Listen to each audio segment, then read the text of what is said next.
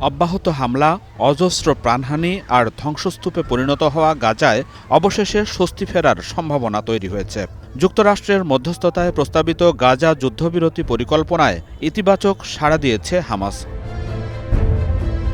ইসরায়েলে গণহত্যা বন্ধ, জীবনধারণের জরুরি উপকরণ সরবরাহ এবং জিম্মি মুক্তির লক্ষ্যে শুক্রবার যুদ্ধবিরতি চুক্তির বিষয়ে নিজেদের সিদ্ধান্ত জানায় প্রতিরোধ যোদ্ধারা। হামাসের পক্ষ থেকে বলা হয়, গাজায় জনগণের বিরুদ্ধে চলমান আগ্রাসন থামাতে মধ্যস্থতাকারীদের সর্বশেষ প্রস্তাব নিয়ে হামাস নিজেদের অভ্যন্তরীণ পরামর্শ এবং ফিলিস্তিনি দল ও শক্তিগুলোর সঙ্গে আলোচনা সম্পন্ন করেছে।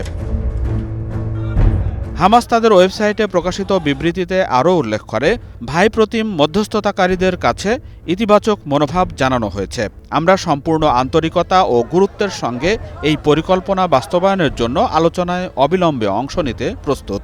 এরই মধ্যে হামাসের অবস্থান জানিয়ে দেওয়া হয়েছে ইসরায়েলকেও। হামাসের এই ইতিবাচক সাড়াকে ভালো বলে মন্তব্য করেছেন মার্কিন প্রেসিডেন্ট ডোনাল্ড ট্রাম্প।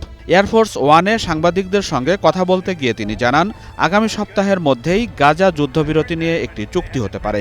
তবে তিনি এই মুহূর্তে আলোচনার বর্তমান অগ্রগতি সম্পর্কে অবহিত নন বলেও জানান। এর আগে যুক্তরাষ্ট্রের প্রেসিডেন্ট ডোনাল্ড ট্রাম্প ইসরায়েল ও হামাসের প্রায় ২১ মাস ধরে চলা যুদ্ধে ৬০ দিনের যুদ্ধবিরতির জন্য একটি চূড়ান্ত প্রস্তাব ঘোষণা করেন।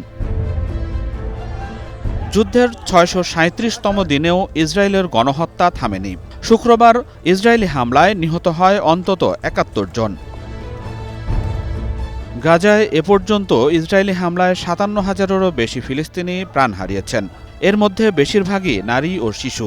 গত নভেম্বর মাসে আন্তর্জাতিক অপরাধ আদালত আইসিসি গাজায় যুদ্ধাপরাধ ও মানবতাবিরোধী অপরাধের অভিযোগে ইসরায়েলের প্রধানমন্ত্রী বেনিয়ামিন নেতানিয়াহু ও সাবেক প্রতিরক্ষা মন্ত্রী ইয়োভ গালান্তের বিরুদ্ধে গ্রেপ্তারি পরোয়ানা জারি করে।